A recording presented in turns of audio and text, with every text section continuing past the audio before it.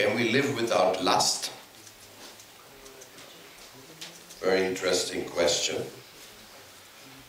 Krishna says lust is the all-devouring enemy of this world.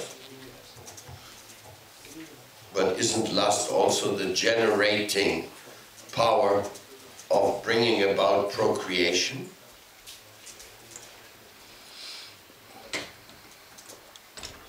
Can we deride lust when it has been the cause for our birth? Or can we differentiate there? Can we say something is lust and something is authorized, blessed sexual contact for the sake of procreation?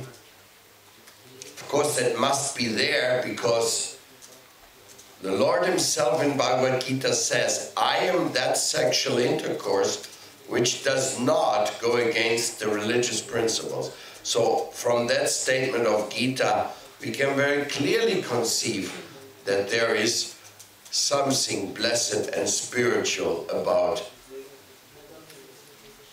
the contact between male and female. So why is lust condemned?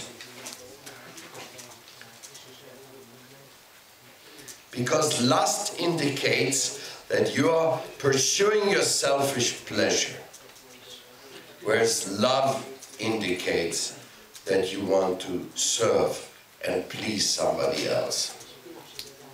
Illicit sex is very much derided by anybody who has spiritual advancement. Historically. But procreating a spiritual child, that is a very wonderful, genuine service. Plus, in the case of the lust in procreation, maybe there's a moment of pleasure, there's a moment of desire to be happy in this moment for the temporary satisfaction. But the work which comes from it is going to accompany you straight for 20 years.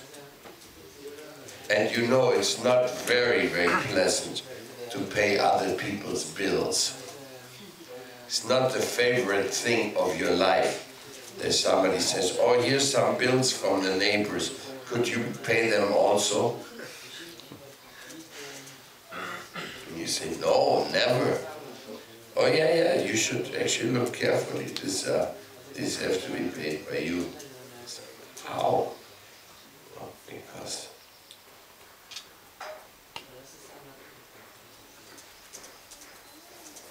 Krishna wants your responsibility. Krishna wants your participation. So there was a little lust, and now you have to bring up this child and make him a soldier of victory for the progress of humanity. I mean, a child is not just you raise a little kid, put a lot of food in the mouth, dress him, and then let him go loose. Let's see what he does in the world. No. A child means you have to give to the child the best education.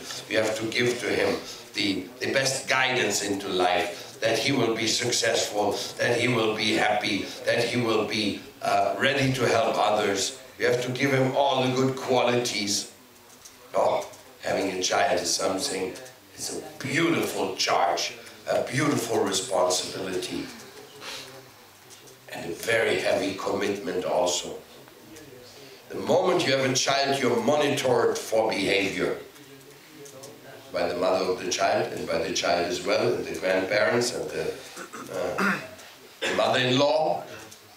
Lots of people are going to monitor you.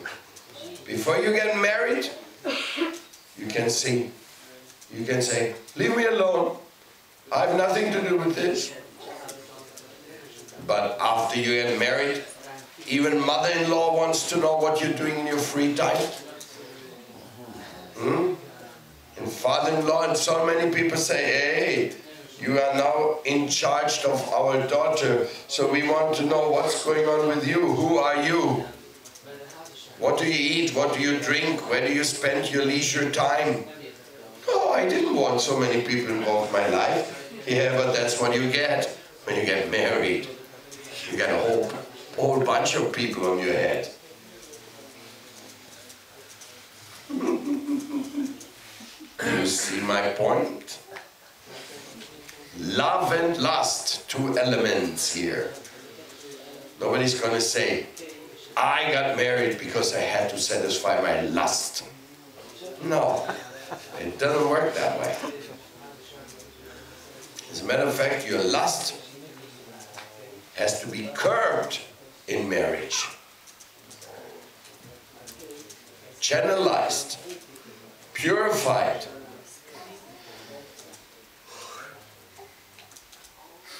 Anyhow, this is something we should learn from the Bhagavad Gita and from the history of the Vedas.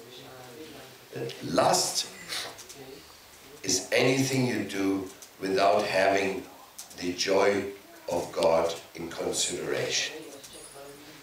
Something you do just for your own.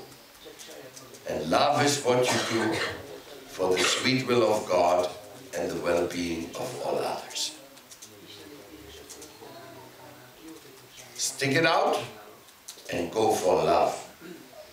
And for lust, give it a good kick in the butt. So it flies real far away from you. Because it won't be your friend ever.